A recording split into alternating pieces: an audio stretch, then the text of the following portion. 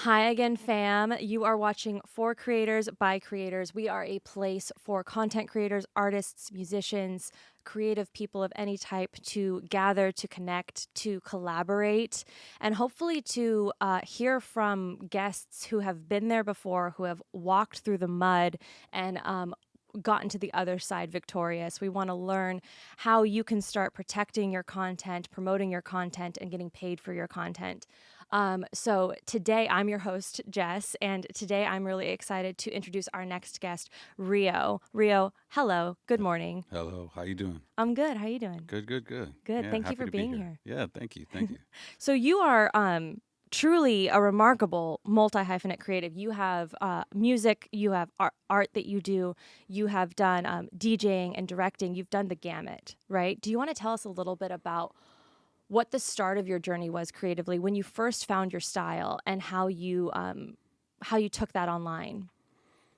Man, I mean, honestly, it started when I was a kid.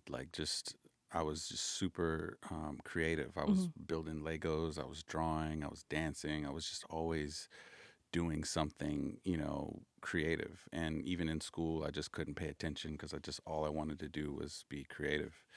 And then when it came time to go to college, I was like, man, I just want to go to like art school. I don't want to Hmm. go learn math and stuff because I know this is what I'm supposed to do. Yeah. And so just everything from there was just, you know, practicing, self teaching myself things, like going, even like in art school, like sometimes I would just take classes that, not to get a degree, but just like to just take the same drawing class because I like the teacher, to get just better and better and better.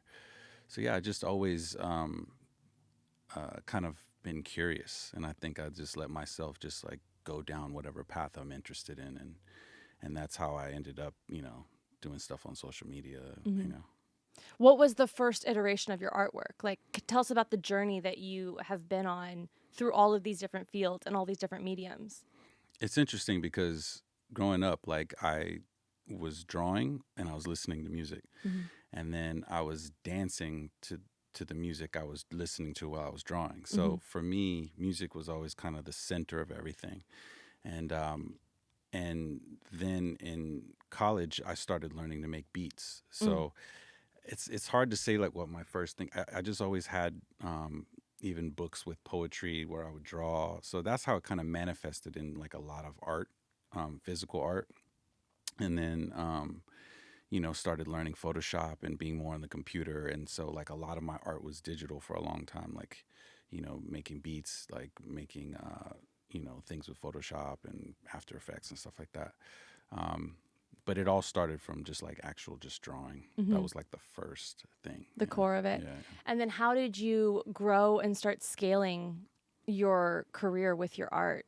It's funny because in college I was looking at like the boards where they would like hire students to do like extra work, like for money, like as poor students, and I would get some stuff that's like, hey, come do face painting or come do caricatures at a crab shack, or Hmm. you know help. I helped this one guy out who, bless his heart, he like helped pay for a lot of stuff for me during that time, but I helped illustrate like a bunch of children's books for him. Hmm. And so it was just always these random jobs, and I just kind of think I really liked that idea of just like always something new and like a new thing to problem to solve, Hmm. and the music stuff started to become more of a thing for me. Hmm. I don't know, like I was talking to someone the other day about kind of when you're younger and you have this like blind like faith, like Hmm. you've never done it, you don't know how you're going to do it, but you just know you're going to do it. Yeah. And I always felt like that when I started making music. I'm like, I'm going to produce for like huge artists, I'm going to win a Grammy, I'm going to I'm going to do art, and it's going to be on this huge level. And I didn't know how. I just kind of always felt it in my spirit that I was going to do it. And sometimes that faith, it just leads you to just keep going and keep going. And I think when you get older, it's a little harder because you'd like, all right, I need to plan this out, I need the Hmm. steps and stuff like that. But when I was younger, yeah, I just went for it, and Hmm. then that ended up leading me meeting this person, that person, and getting an opportunity. And And when was the first time you were able to monetize your artwork? it wasn't until, I would sell beats to some local rappers and stuff, but Hmm. until I like actually made a huge thing was at some point, like I met this guy who knew some labels, and then he shopped my stuff around, and we ended up signing a publishing deal. Hmm. And I got like a check, and it was like the first big check, that thousands of dollars that I'd ever seen from music, and I knew that this is what I should be doing. Absolutely. And you've had a musical career that is like truly full of legends, right? You've worked with and written for and produced for some of the biggest names in the business, which can be both a blessing and a curse, right? There's Hmm. just so much to be said about having your art amplified on the scale of are we allowed to name some of the Sure, people sure, you've sure. worked Yeah, with? So yeah, I know yeah. that you've had songs on the radio with Beyonce, and maybe actually tell us a few of the people that you have worked with, and then tell us what it's like as a creator to see your work at that scale, but then also to know where to find your actual like ownership and compensation for that. So the first song I ever produced that came out was for Beyonce, a song called "Hello," Hmm. and then I produced for Lil Wayne, Bruno Mars, all kinds of people over the years. But it's interesting, right? Because you create this stuff for yourself, but then you obviously want to be compensated. Like, I Hmm. don't want to go do a regular job if this is my profession, but learning that side of the business, learning about lawyers and contracts, and getting all of the stuff together to make sure that you're protected. Hmm. And then it's also, I think, harder when you're doing the thing that you truly love, Hmm. and then there's money involved. So it's like you're kind of putting that in a vulnerable place, Yeah. where if something bad happens, like what happened with me, where I wasn't paid for the work, while my song was on the radio. It took me 6 years in a lawsuit to get paid. Hmm. It's just like, in your mind, you're just like, wait a minute, like, I did all the work. I had the lawyers, I had all the proof, the receipts, everything, and I'm still not being compensated. Like, yeah, it kind of took me through that moment where I was just like, man, this is about to take away the thing that I love. You know what I Hmm. mean? And just for those listening or watching, is this the song that had like 50 million plays on the radio or on YouTube? Like, what was the scale of how far this song had reached? Yeah, the song, I mean, it was playing on the radio, and the video has definitely over like 500 million views, Oh, like on wow. YouTube and stuff. Hmm. Probably more since I've looked. But yeah, I mean, It's just wild to know that it could be at that scale, and then at the same time, you're an individual creator, right? You are able to start tapping into legal support, and you're teaching yourself all these things, but you're going against basically an entity that could just fold you for fun if they wanted to, rather than what maybe might be the truth of the matter, or like you said, you had all the evidence. What did it take to fight back as an individual? I mean, 6 years in a legal dispute has got to be grueling. yeah, How did you stick the course and not fold? I mean, it it was it was really hard to be able to, like, navigate it, like I mentioned earlier, like, because I love music so much, and I Hmm. felt like you know, I've gotten past the part where I've proven myself, right? Hmm. Like, but and I did the work, and I was trying to, like, figure it out in my mind, but I've realized that in life there's multiple types of heartbreaks, right? Hmm. Like, you can have a relationship heartbreak, a friendship heartbreak, a career heartbreak, um, even like a heartbreak with a hometown or something. Like, Hmm. it comes in multiple ways, and in that one, it was like my relationship with music was in a bad spot, Hmm. and I was either going to lose it forever if I didn't, just step away, because every time I would sit down to make something, all the thoughts in my head are, why am I even doing this? Hmm. Because if I get all the way to this point, and it's not fair, Hmm. like, then why? Hmm. And so then that's not a great place to start when you're making music, because music is infectious. The feeling that you put into it, like, other people feel that. So I knew that I had to step away, but luckily, I have art in my Hmm. life, and that at the time was something I wasn't making money with it. So it Hmm. was like a pure kind of thing. So I was like, let me get back to something pure that's just like reminds me of when I was younger, just sitting in my room drawing, listening to music, like kind of getting back to the roots of why I'm doing this. Mm-hmm. That something had no politics. Um, and so I was doing that. And then I started learning the new software. Mm-hmm. I bought a camera. I started shooting my friends. I was still producing, but not like trying to professionally produce. Like I'd find an artist locally or something. I'd be like, yo, let me shoot your music video for the song that I produce, and just people allowing me to like figure out the next phase of my creative journey. One of the most important things that happened was my boy Mike. I would talk to him, I would call him, and he's a successful businessman, and I would just kind of like grab his ear and just be like, man, this isn't fair, this isn't fair. And one time he told me,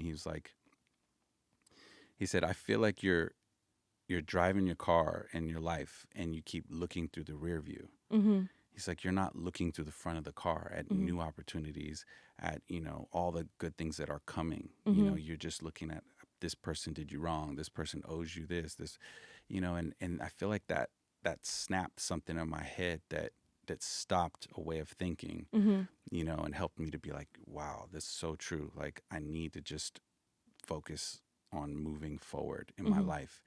And the weird thing about life is, I always feel like it's like a cat. When you see a cat and you really want the cat to come to you, Mm-hmm. it's not gonna come to you, right? It's like when you forget about it, you're doing your thing, and it rubs up against your leg. Yeah. It's like that's the energy of the universe. I feel like it's if you try too hard, it's not coming. It's when Mm-hmm. you relax and you say, hey, whatever happens, that those things come to you. And as soon as I switched that mindset to being like, all right, I'm gonna allow whatever to happen. I'm not gonna force this, Mm-hmm. And then as soon as I started making money with more of the art stuff, directing, creative direction, doing album covers, that's when the lawsuit got settled. Mm. Wow. Yeah, 6 years. yeah, And there was a positive resolution. yeah, yeah. Amazing. And weren't there a few other really incredible opportunities that also sprang from that pivot? Yeah. You said you've worked with Sprite and with Nike, and these major campaigns were coming to you just through that release, through that surrender. How did that feel to have that complete, to pivot, but then to also see the fruit? Yeah, it's kind of one of those things, right? Where I knew again that the quality of stuff that the perfectionism I have for my own work, and the Mm-hmm. quality level that I want to ascend to, it's like I know that if people just see this, they're probably going to want to hire me to help.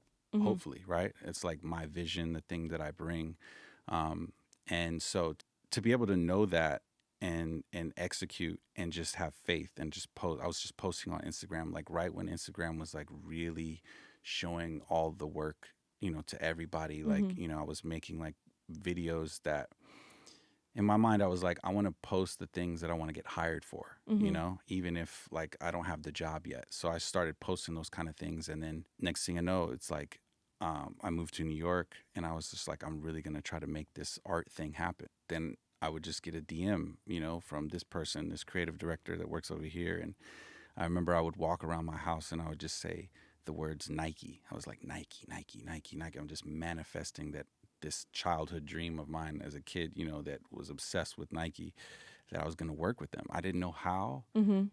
I really didn't know how it was going to happen. And then sure enough, one day I get the DM, hey, I work at Nike. We've been loving your work. One of the funniest things I thought was like, he told me they'd been following me for a while, but they didn't have the right job for me yet. They kind of put me in this thing like, we really love the work, but we don't know where. And then, the right timing, the right budget, the right job, like lined up, and then they hit me. And that was a lot. That was a big lesson too, because it's like sometimes people see you. Oh, You don't yeah. you don't know it yet, but they want to hit you, Mm-hmm. but it's just not time yet, Mm-hmm. and you just gotta again have that faith that that's coming. And that's so profound, because truly, I think we can all get so impatient. Obviously, when making artwork, when creating content is so time consuming and is so meticulous and requires so much of your self on Mm, on the screen or on the page, um, you can get burnt out, and they say, you know, success is on just the moment right after you want to give up, like the moment, Yeah. or the moment right after you think you've lost everything, right? And you have actually so many more stories that we'll get into related to that. But to hear that your dream as a child, that a Nike opportunity, not only you weren't being measured up against every other creator for this one particular thing, but that they saw you and were waiting Hmm. for the right thing. I think that that's such a beautiful takeaway for us to remember, is that if you're true to what you are doing, and if you find the thing, the magic thing that you uniquely can do that no one else can, Hmm. and if you stick with it, and if you really put your heart and soul into it with, along, like you said, that faith, a lot of really cool things can sprout out in the unexpected moments, Yeah. right? I am curious, and then from music. So we were talking about music, and we went into digital design, and I know that you said that you taught yourself a bunch of the technologies on your own. You Hmm. self-taught yourself, correct? Can you walk us through some of that? Like, when did you know you needed to increase your skill set, and where did you even identify which tools and technologies you needed to conquer? It's funny. I got to take this moment to shout out my mom. My mom is one of the most inspiring people because she's just forever curious. Like, Hmm. she was a jet engine mechanic in the military, which for a woman is like, that's amazing. Like, Hmm. she's like fixing the engines on airplanes. And then, when she stopped doing that, she started learning computers. She started teaching computers. She's got a real estate license. She's an Hmm. ordained minister. She's got like a gardening, like putting so many hours in gardening. She's like an electrician. Like, she just does everything. Hmm. And every time I talk to her, she's like, "Hey, I'm taking a class on this, or I'm learning this now." And it wasn't until later that I learned that I get that from her. Hmm. I'm like always curious, like, how does this work? And like, sometimes I'm just on YouTube. Shout out YouTube University, for always just allowing someone like me be like, well, how does this happen? How does this work? Hmm. How do people, do plumbing, or how does this someone build this kind of sculpture, or how does, and even if I don't do it, I'm Hmm. still like looking at it and like letting my brain kind of wrap around it. So I think around 2012, 2013, like, I started to see that, motion graphics were starting to be a thing. 3D, Hmm. artwork was really the technology was getting faster. You didn't need a crazy computer to do it. Like, and I was just really interested in that. And Hmm. and even I went to a couple of shows that had like tour visuals in the Hmm. back. And for me, I was like, this is kind of the best of both worlds, right? It's music Hmm. and it's art. I was like, I feel something in my gut that's telling me that I'm really interested in this, Hmm. and if you're really interested in it, you're not going to give up as soon as someone else is just doing it for the money. Hmm. So I just kind of always try to follow that gut feeling. And so I was just, again, on YouTube, looking stuff up, downloading the software, playing with it a little bit every day. That's kind of my thing that I try to do, is like, I don't tell myself I've got to learn this thing overnight. Sometimes I'm like, I'm going to play for 30 minutes. Hmm. And then, after like a week or two, now I kind of know some of the tools. I know how to get around, you know what I mean? And it's way less intimidating Oh than yeah. opening this up and being like, okay. And I think that's transferred because music software is really difficult to learn. Hmm. There's like buttons and everything's like looking at you when you open it. And I've learned like multiple music softwares throughout the years. And editing software is a very similar thing. It's a timeline. This starts here, this stops here. So it kind of like, that knowledge still transferred over. But yeah, even now, just with all kinds of new technologies that are coming out, I just try to apply that same mentality that I'm just playing, you Yeah. know? And that, I mean, it sounds to me like you have this relentless curiosity that informs your creativity, right? And I think that that at its core is what art is. It's an expression of our curiosity about existence and about our, to some degree, our connection with others that are curious too. And so I think that for those who might be listening or watching, it's so valuable to hear not only, again, we reiterate it often, like, just forever be learning, be willing to teach yourself new new tricks, new ways to support your skill set, to expand it, to do more of the things on your own, to have more sovereignty with your work, and more control over that creative process.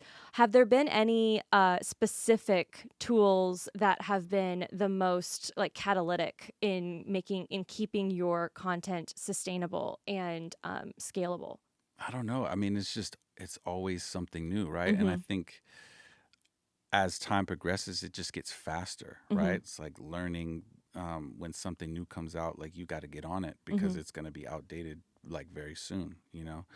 Um, I mean, I'm a little older than I look too. So I was making music when it was just like you had to have a keyboard or like Mm-hmm. a drum machine. Like it wasn't really very much computer stuff, you know? And so like even learning in that time, like there was not YouTube to learn from. You had to just take the time or you had to know someone.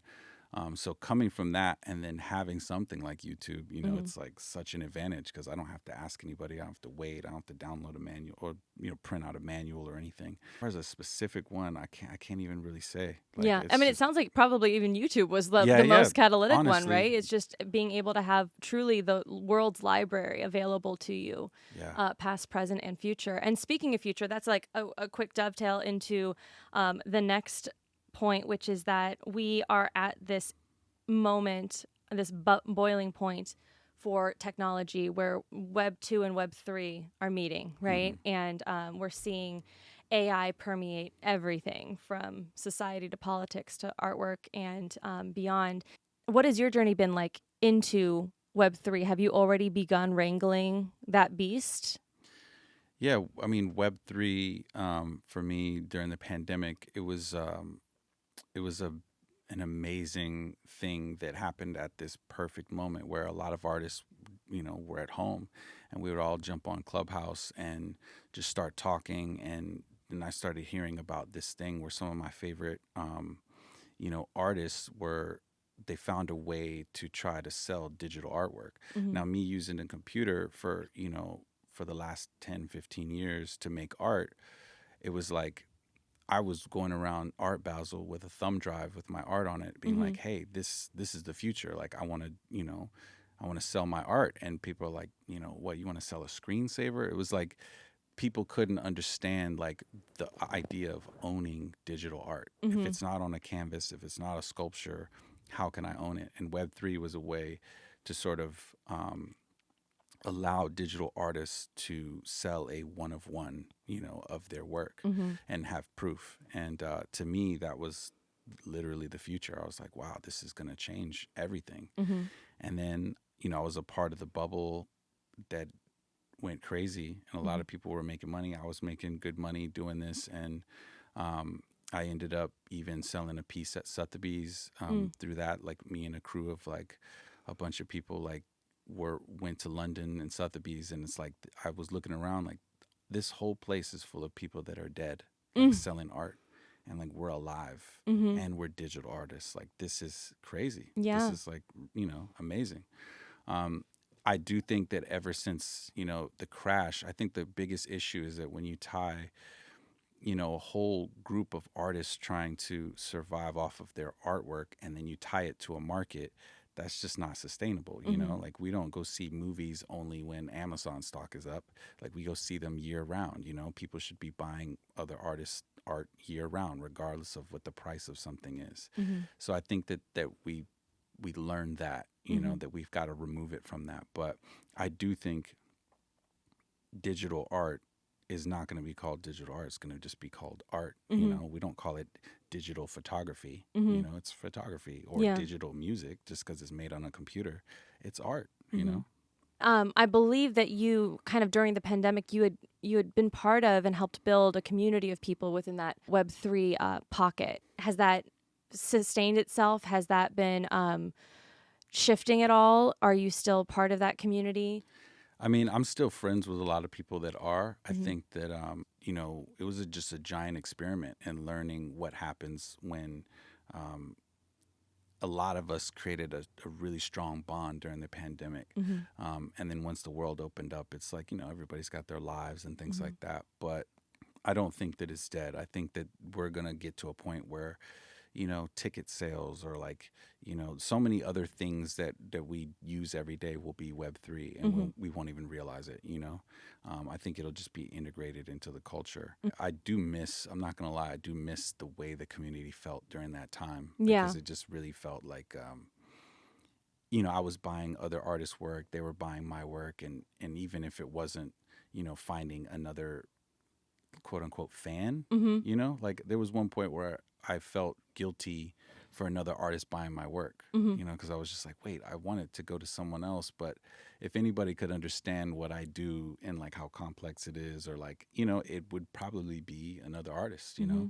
But we were really supporting each other like that during that time. So, I mean, I'm hoping that, it'll get back to that at some point. And that's honestly one of our goals here, right? Where we know that we have a variety of creators in the audience, and several of them have really doubled down on Web3. And I'm curious, do you have one real value add you've seen from blockchain for artwork? I mean, obviously, fundamental truth is that it's that immutable record of ownership, Hmm. right? And obviously, when you're going through your lawsuit, and you have proof points that are valid in Web 2 world, Yeah. would you have been better served, do you think, if there had been some blockchain element to it? Yeah, I mean, it's so funny you bring that up, because just even like the money distribution, right? Mm-hmm. Like when in Web3, when the sale happens, it's like the percentage from the site, it went to them, and then the money went straight to me. Mm-hmm.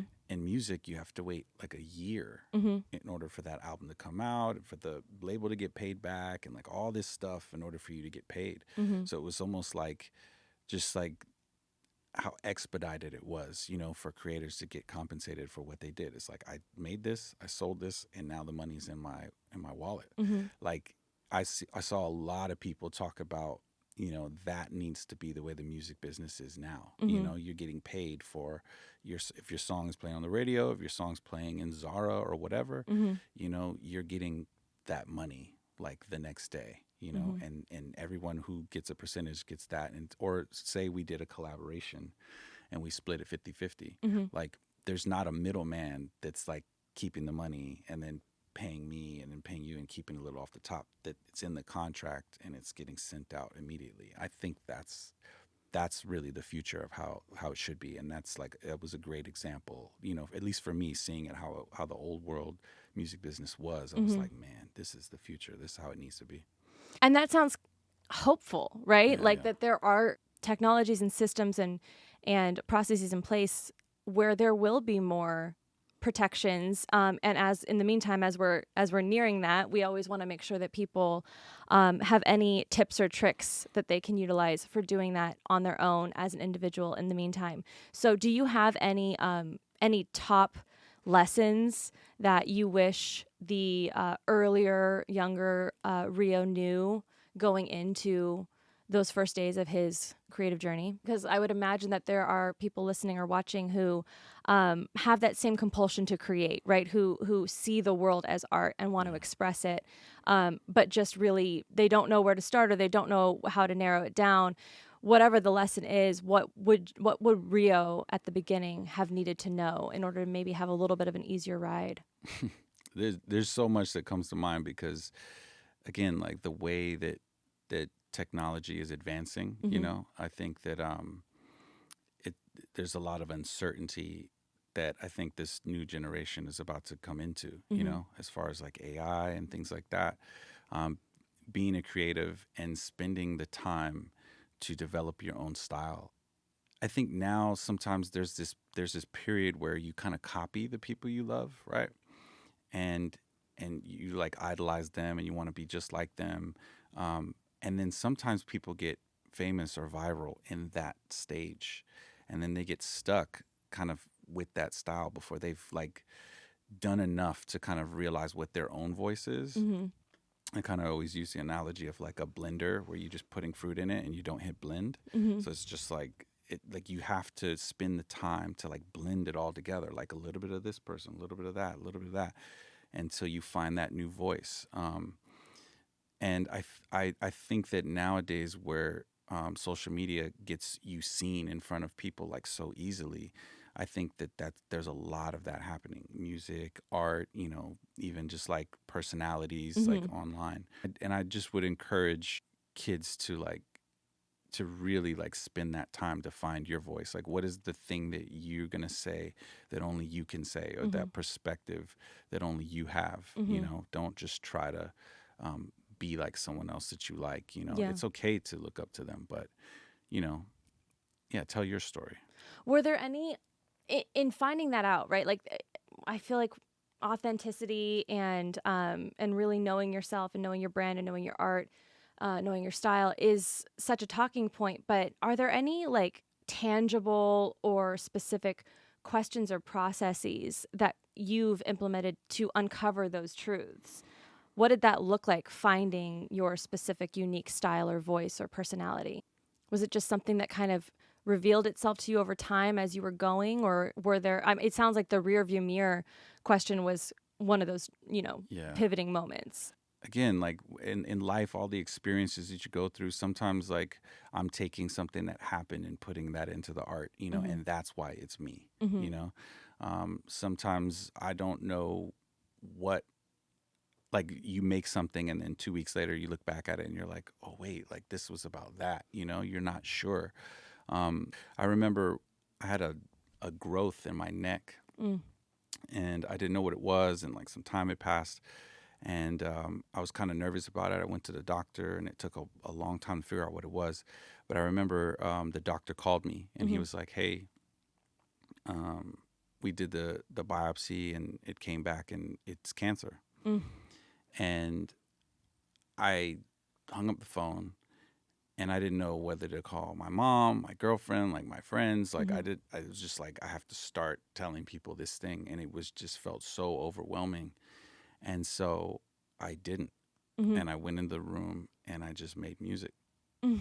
And it was like I have chills. I I still remember the song that I made. I still remember putting everything I felt into this thing, Mm-hmm. that was kind of like a time capsule, because I can always go back and listen to that and remember what I was feeling. Mm-hmm. And before, I was making like beats for my rapper friends and stuff, and I was, trying to wear a chain and be cool and stuff.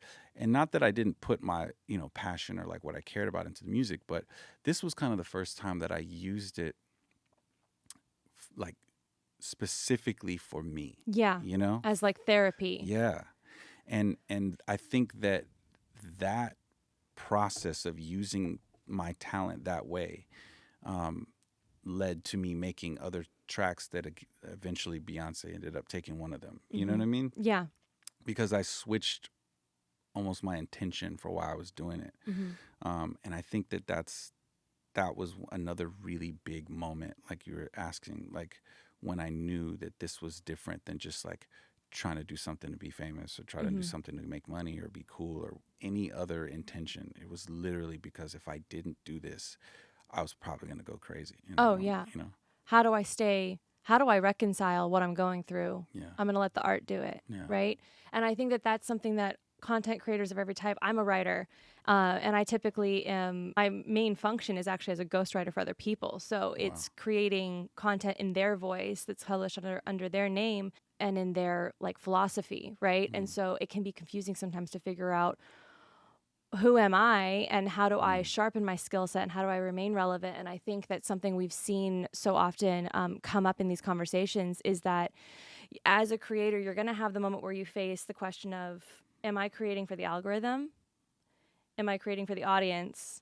Or am I creating for me? And then sometimes all three can be true. And I think ideally the last two are true. You're feeding the community that loves you and loves your work, and you're giving them something that they can hold on to. And then also, I think that would probably be one of my key takeaways, would just be find time, like you said, to do something for yourself that has no judgment on it, that has no outcome on it, that's literally just the purest version of what you love to do, and do it in a way where you don't ever expect to publish it. Maybe it'll be brilliant and it ends up being your most incredible thing, but carve out time to do things that no one ever needs to see, but that will fill your cup and that will remind you of just the like multi-dimensionality of your mind, right?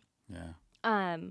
I also love that we went through more than probably half of our time with you before you even bring up the fact that you were battling cancer. Because I think right now it's not a secret that everybody's going through something pretty significant at this moment. Mental Yeah. health has never been more fractured, I think, or maybe we just have never been more aware of it.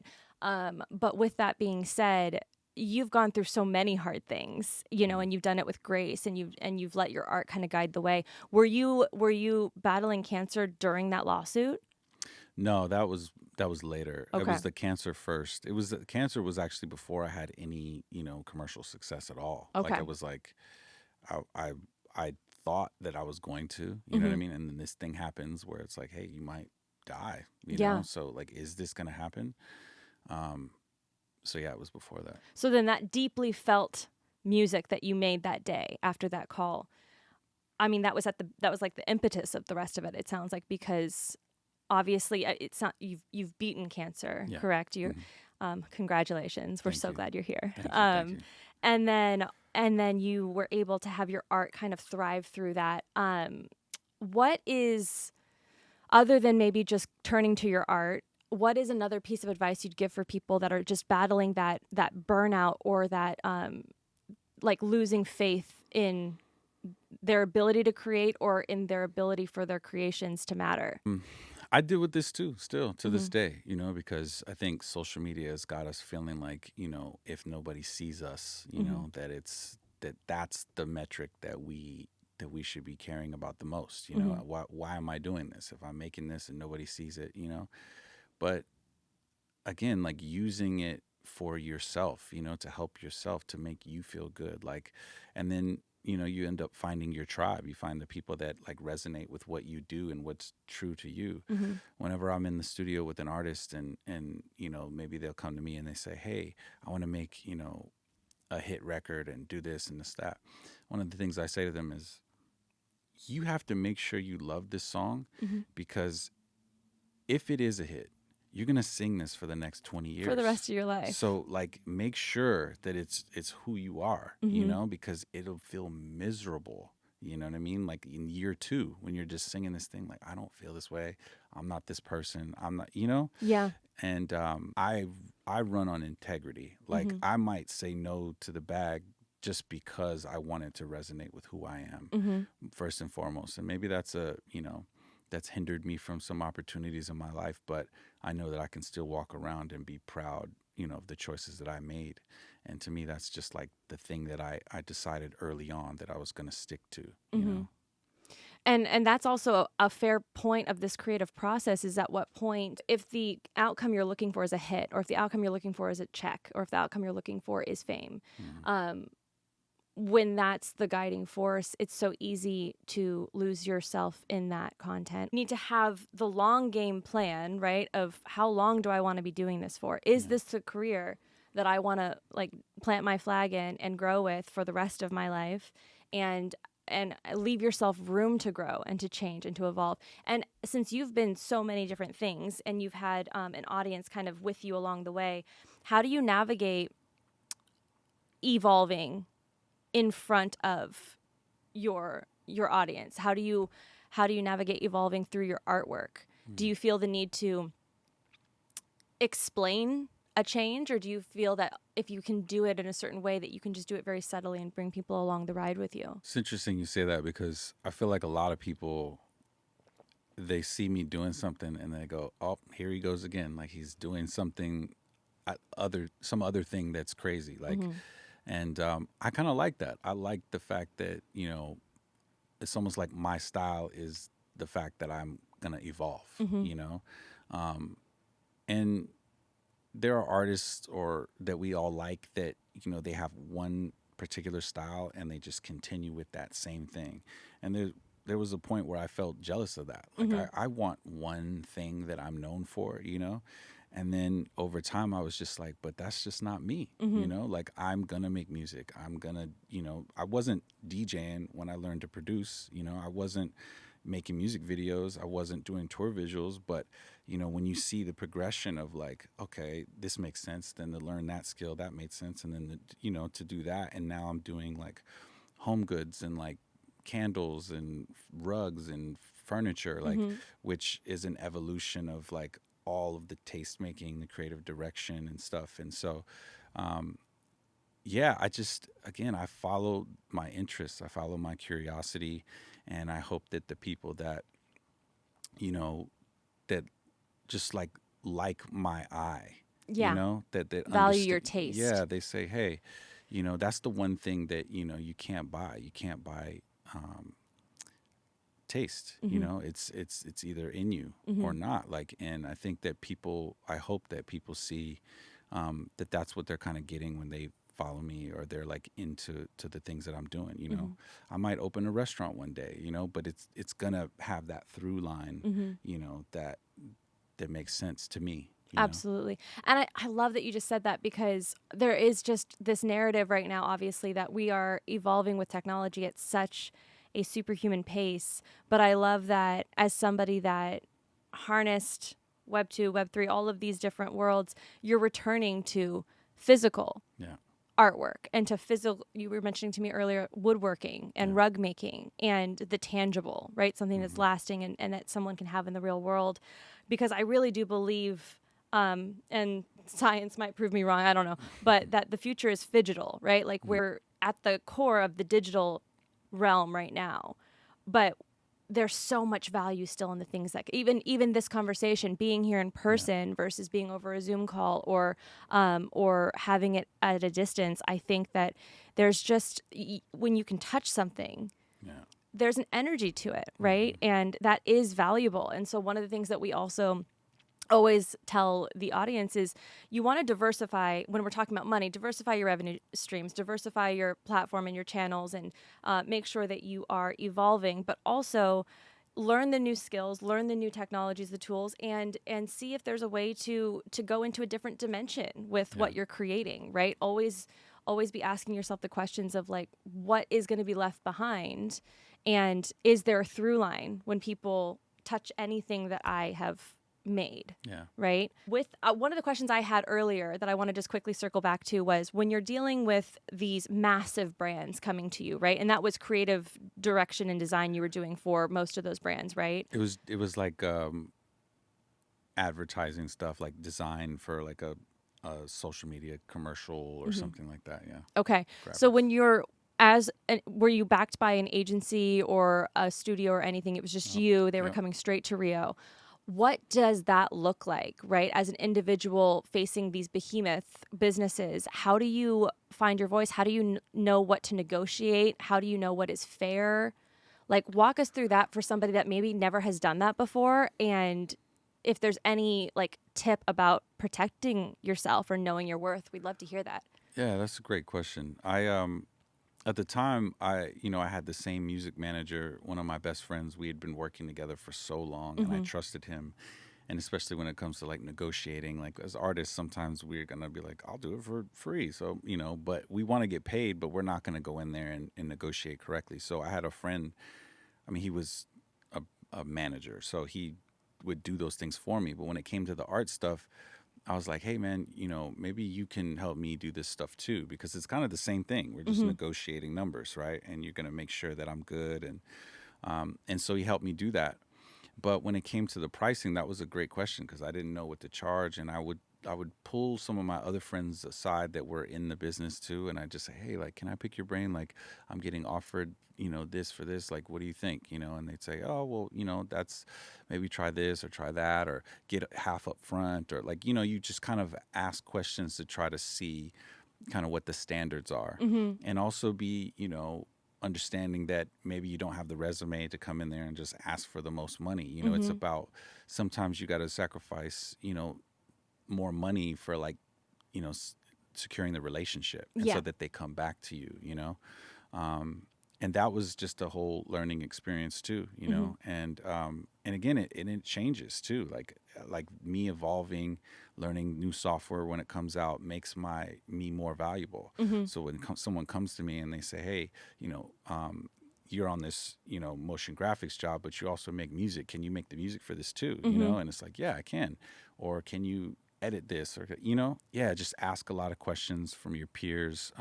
Again, go to YouTube. There's a Hmm. lot of people that are sharing information. Well, and also with those kind of contracts and those discussions with world brands, right? Hmm. What did you find that they valued the most? Was it the previous experience? Was it the quality of the content, or did it really get driven by engagement and follower accounts and things of that nature? In my experience, it was like I had a specific style at the time Hmm. that I think I was like kind of pioneering something that stood out, and I noticed that too. Like I was making kind of some abstract, cool looking visuals, and then I saw some like YouTube video where they were saying like the most things that people look at on social media are people's faces or people in them, and so I was like, man, maybe I should put more people in my work. And so Hmm. that was kind of like this thread. And then I started, doing some cool stuff to like, I'd find somebody online or a famous person that I liked, and I would like do this effect to them. And so I think brands saw that and they say, hey, we want our, you know, brand Hmm. or our model wearing our clothes to have that effect. Hmm. And so that was kind of this thing that they would reach out to me about that. The one thing about that though that's interesting is like that I learned is once you have a style and all these brands hit you, and then maybe that style has kind of had its moment. You know what I mean? It's almost like again you have to reinvent yourself because Hmm. it's like, all right, we've seen that, we've done that. Now what else can you do? Can you evolve past just this one kind of thing that worked that one time? Hmm. And that was one of the most interesting things for me was just like letting that go too, just being like, okay, like we had that moment. Now we're going to move on and try some other things. Hmm. And so I think that, again, to those that might be listening, in addition to finding your art, your niche, your voice, your style, your personality, your identity, um, remain agile, remain flexible. Yeah. Not necessarily when it comes to your worth, maybe, and not although you do want to have, as you said, you want to have the awareness of Yeah. what actually is of value to the buyer, right? But remain flexible and agile to let yourself evolve Yeah. and to let your audience maybe even help you understand, what is changing their lives about what you're putting out there or what's resonating most with them. I always hear and have had it reiterated that, like, if you are a content creator in the digital sphere and you're engaging with an audience, they need to be part of your process in Yeah. some way. Obviously, don't let the haters Yeah. get in your head or divert your process, but let them help inform it. Uh, Especially if has there ever been a moment where you've had to deal with, other than the lawsuit, um, maybe some really negative feedback to your work? What effect did that have on your process?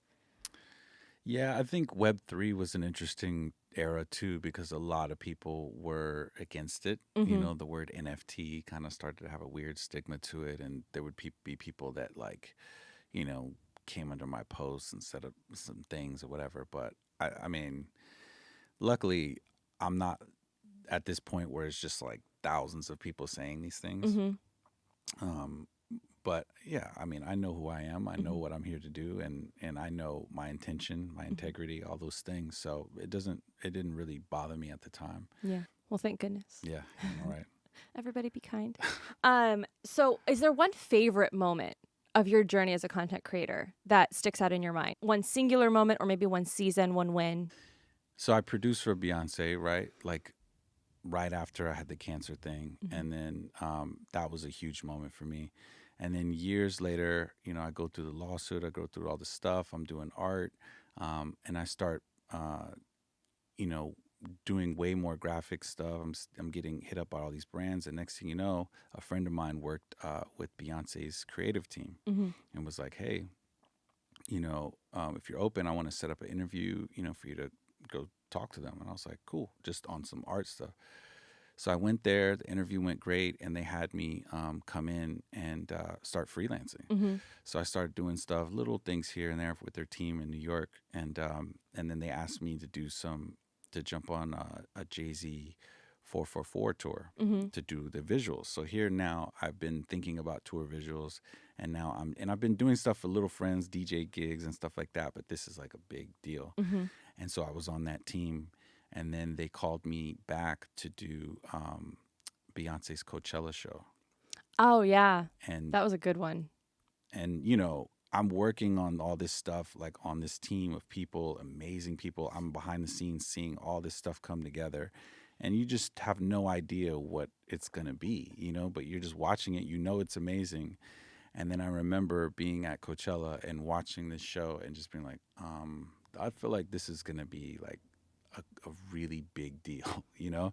And then, you know, it went crazy It in my was. mind. Yeah. And but that moment of being even just a part of the team that helped bring that together, it was just so validating, you know, Mhm. like, yeah, like I was there. I deserved to be there, you know, to be with all those other creatives, and to help this person that I worked with on the music side, Mhm. but now I'm doing this on the art side, and it kind of just again like solidified, like, hey, like everything that I put my mind to and that I say that I want to do, you know, I put enough passion and enough work into it that um, you know, I can do it on a high level. And it Mhm. was just validating in all those ways for me. And so that I think that was like one of the biggest wins for me. Oh, I love that.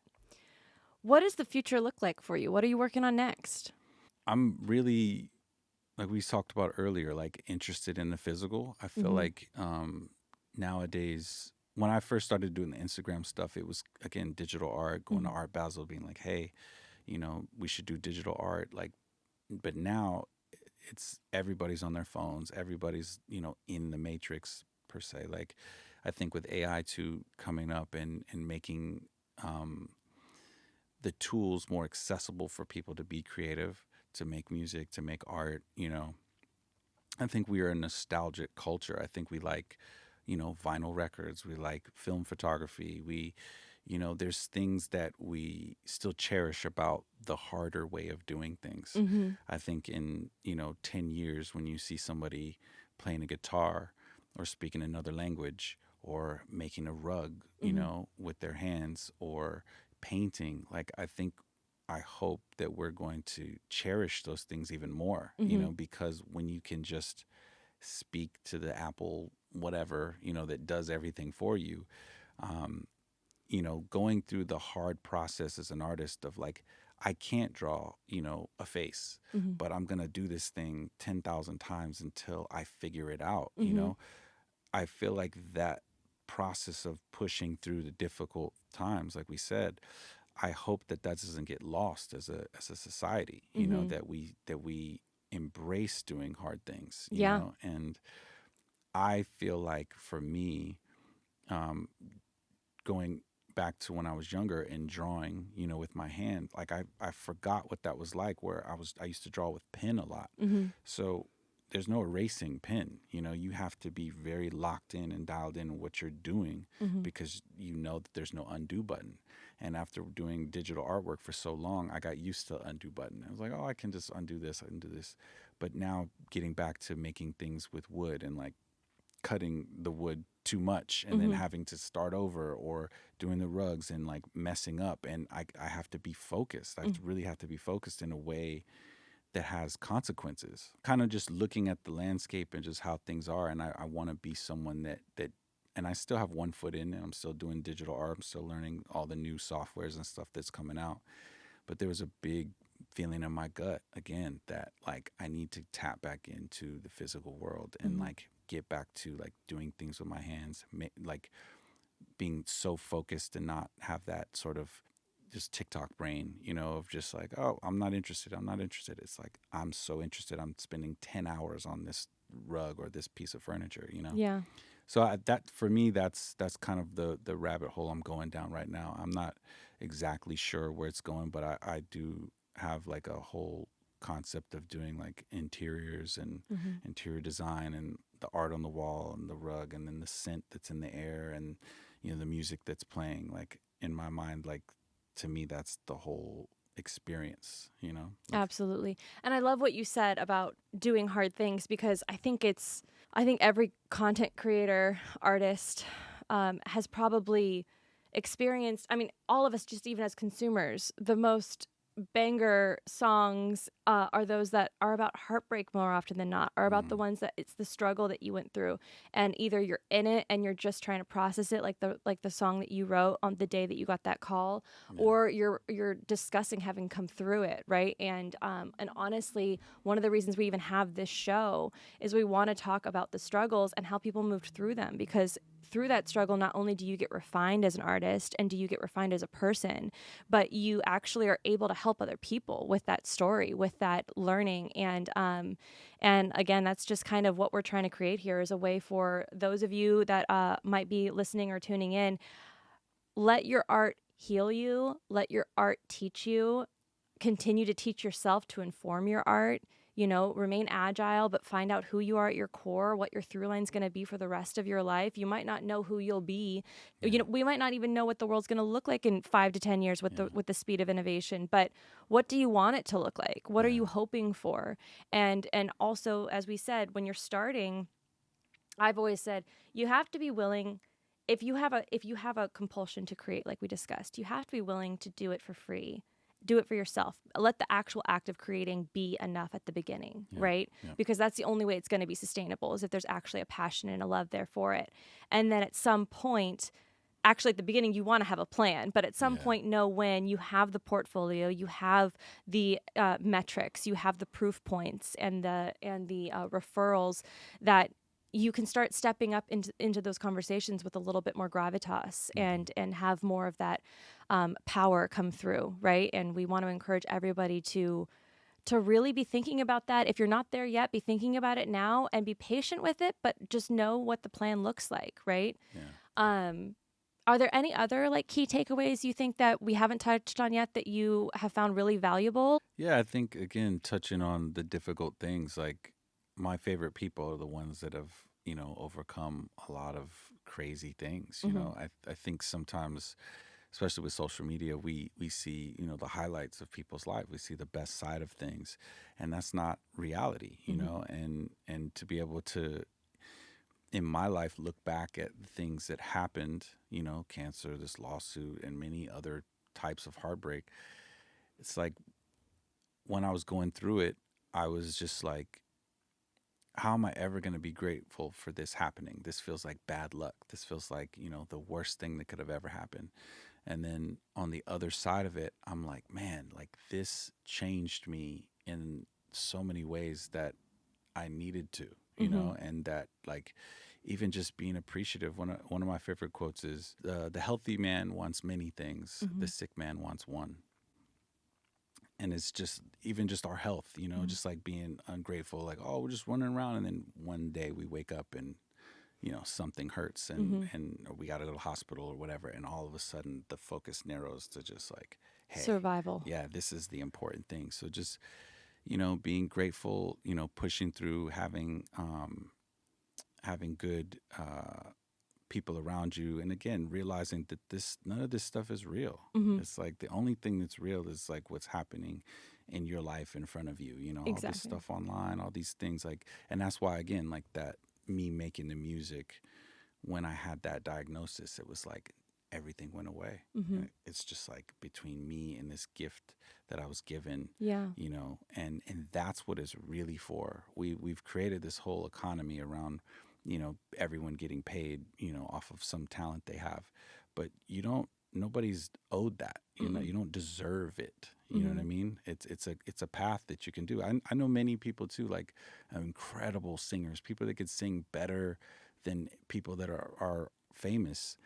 And then you ask them like, hey, like, why didn't you do this with it? Like, I love this too much. I love This it is too for much. me. Yeah. I wanted to keep this for me, and you can't be mad at that, right? It's like, but I think that we forget that now. Everybody's like, oh, you should, go take that and make that, your career, Hmm. but some people, don't want to do that, and that's okay. Just understand that life is always going to have a tax, a Hmm. pain tax. It's not that it's something against you, but, you're going to have a better story to tell when it's all said and done. Absolutely. Best things worth having sometimes are the hardest to get, right? Or Yeah. that might cause some pain along the way. Um, but as long as you have that true root, and you're having your art actually be a part of you, Yeah. And I love that in that moment versus calling your mother or calling your friend or calling your girlfriend, it was, I got to just go inside and I got to just work this out in music. Yeah. I think that that's so profound. And one of the other things I just wanted to re-articulate as a actionable for the audience is the lesson you learned about the rear view. Like it's so easy for us to get caught up in what even just the last 5 years, getting caught up in how the pandemic just shifted and reset things. We can get so focused on that. But when you can look to the future, again, to your point, it opens up space for things to come to you that you can't even see because you're Yeah. looking ahead, but then also endless opportunities to create, to go get new money, to go get new opportunities, to go get new collaborators. And I think that that's just something that's really oftentimes lost. Yeah. We as society, as humanity, I think we delight in the stories that formed us, and a lot of the time those are really painful stories, and it can get grueling after a while of sitting in that story, and suddenly you're like, is this my identity now, or do Yeah. I actually have something beyond this? And so I think always having that kind of internal dialogue and audit where it's rooted in grace Yeah. and also rooted in the knowledge that you are here with a gift that only you can use. Yep. A lot of people can copy it. It can become a trend. It can be repeatable and cool. Then you're creating an economy that benefits other people. But when you're able to just really recognize the true one-to-one of you, Yeah. right? I think that that's such a valuable part of a creative process. Yeah. You remind me of this movie called Searching for Sugar Man. You ever heard of I it? haven't, but that's a sweet title. Man, this story is like all the things that we've been talking about. So basically, this guy in Detroit who, like, it's in the, I think it's like the '60s, and he's just living in the hood, like doing like hard manual labor, and he's a musician, and he Mm-hmm. goes to like this local bars, and he's like performing, and he gets a tiny record deal, he makes an album, and then the album flops. Mm. But he was super proud of it, and he was just like, well, I guess this music thing didn't happen. And he goes back to work, Mm-hmm. right? And 30 years passes, and this historian, like music guy, like was like journalist or something. He's like, hey, I'm going to do research on this record, Mm-hmm. because in South Africa during apartheid, somehow this man's album made it to South Africa and Okay. became the soundtrack of like the revolution Wow. in South Africa, to the point that he was like ultra famous and didn't even know it. Mm-hmm. And then people thought he was dead. Mm. So this journalist like does this research, finds out he's still alive and he's still in Detroit. They fly out, they go see him. He's been working like on the railroad like Yeah. for 30 years. Can you imagine? And then they fly him out to South Africa to do this concert. And for the first time in his life, he gets to see this album that he made that he thought was a failure. Mm-hmm. And he's on stage, and like thousands of people are like screaming and singing all the words. And that story to me is just like, man, for me to even just see a portion of, my art, see an audience, Yeah. is such a blessing. Oh, Like, yeah. we expect it now when we post something, and we're like, where's the likes? Where's this? Where's my views? Where's the comments? Whatever. But man, there's so many stories like this guy that Mm-hmm. like, and there's other people like Van Gogh, that died before they saw Oh, yeah. any of it. So I just think that privilege that some of us kind of, and I dip into it too, Mm-hmm. it just constantly remembering that all of it is a privilege, to Oh, yeah. see any of it, because we expect it now, but we shouldn't, Well, and gratitude is the opposite of anxiety and the opposite of grief, right? Like, Mm. and I think so much we're seeing people be consumed, especially just with the constant pinging Yeah. of our attention. We're consumed by sometimes this sick feeling, and when you can switch to that gratitude moment, when you can recognize, like, wait a second, I'm not battling cancer right now. I don't Mhm. have a behemoth, brand or studio trying to fold me just to do it, just to have Yeah. conquered me.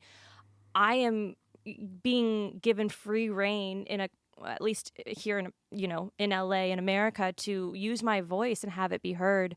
I think that is just such a good North Star, right? It's Yeah. just keep that awareness of just truly how lucky we are. And we really humans have never had a better opportunity Yeah. to have their voice heard or to make an Exactly. impact or to reach an audience or to touch a soul. And so I think that just the sheer existence of a creator economy is a blessing. Yeah. Absolutely. And one of the last things that I want to turn into an actionable for our audience based on what you were saying is that with that story about the South Africa anthem and then about, with Nike, remember that if you are hitting your head against a wall feeling like no one sees you, you don't know potentially all the people that you've actually have locked in on you. You don't know who sees you beyond what you can see. So just keep going, because again, that moment past the moment you want to give up is oftentimes the thing that breaks through everything. Yeah. So just keep going and let the creativity be the motivator. Yeah. Right? Thank you so much. This has been amazing. Yeah, The time just definitely. blew by. We Right. went way over.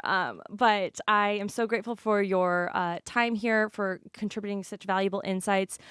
Go and follow Rio at this Rio on we'll have all the tags in the descriptions to make sure that people can stay tuned with your journey. And I Yeah. can't wait to see what's next. Thank you. And for those of you that are watching or listening, thank you again for taking time with us.